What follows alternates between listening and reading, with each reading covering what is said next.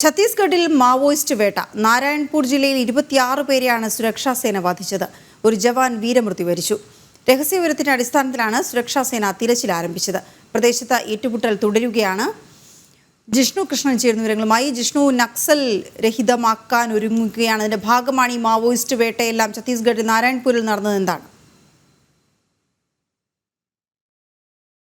പോരാട്ടം സുരക്ഷാ സേന ശക്തമാക്കുകയാണ്. അതിന്റെ ഭാഗമായി കഴിഞ്ഞ 72 മണിക്കൂറിലധികമായി നാരായൺപൂർ മേഖലയിൽ പരിശോധനയും ഏറ്റുമുട്ടലും തുടരുകയായിരുന്നു.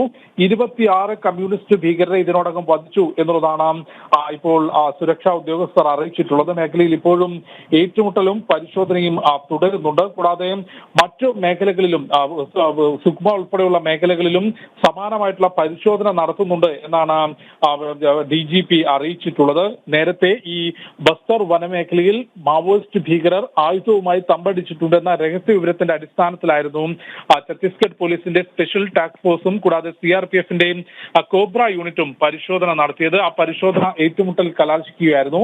കഴിഞ്ഞ 72 മണിക്കൂറിലധികമായി മേഖലയിൽ ഏറ്റുമുട്ടൽ നടക്കുകയാണെന്നാണ് മനസ്സിലാക്കാൻ സാധിക്കുന്നത്. 26 കമ്മ്യൂണിസ്റ്റ് ഭീകരരെ വധിച്ചിട്ടുണ്ട്. മേഖലയിൽ പരിശോധന തുടരുകയാണ്. ഛത്തീസ്ഗഡിന്റെ പല മേഖലകളിൽ നിന്നും മാവോയിസ്റ്റ് ഭീകരവാദം പൂർണ്ണമായും തുടച്ചു നീക്കാൻ ഇതിനോടകം സുരക്ഷാ സേനയുടെയും കേന്ദ്ര സംസ്ഥാന സർക്കാരുകളുടെയും പ്രവർത്തനങ്ങളോടുകൂടി സാധിച്ചിട്ടുണ്ട്. അടുത്ത വർഷം മാർച്ചോടുകൂടി രാജ്യത്തു നിന്ന് തന്നെ ഭാരതം പൂർണ്ണമായും ചുവപ്പൻ ഭീകരതയിൽ നിന്ന് മുക്തമാക്കും എന്ന പ്രഖ്യാപനം കേന്ദ്ര ആഭ്യന്തരമന്ത്രി അമിത്ഷാ നടത്തിയിരുന്നു. അതിന്റെ പശ്ചാത്തലത്തിലാണ് അല്ലെങ്കിൽ അതിനോടനുബന്ധിച്ചാണ് ഛത്തീസ്ഗഡ്, തെലങ്കാന, ഒഡീഷ അതിർത്തി വനമേഖലകളിലെല്ലാം തന്നെ ഇത്തരത്തിൽ നേരത്തെ മാവോയിസ്റ്റ് ഭീകരവാദം നിലനിൽക്കുകയും സാന്നിധ്യം റിപ്പോർട്ട് ചെയ്തിരുന്ന മേഖലകളിൽ അതിശക്തമായിട്ടുള്ള പരിശോധന നടത്തുന്നത്. അതിന്റെ ഭാഗമായി നടത്തിയ ഓപ്പറേഷനിലാണ് ഇപ്പോൾ 26 മാവോയിസ്റ്റുകൾ കൊല്ലപ്പെട്ടിട്ടുള്ളത്. വീണ.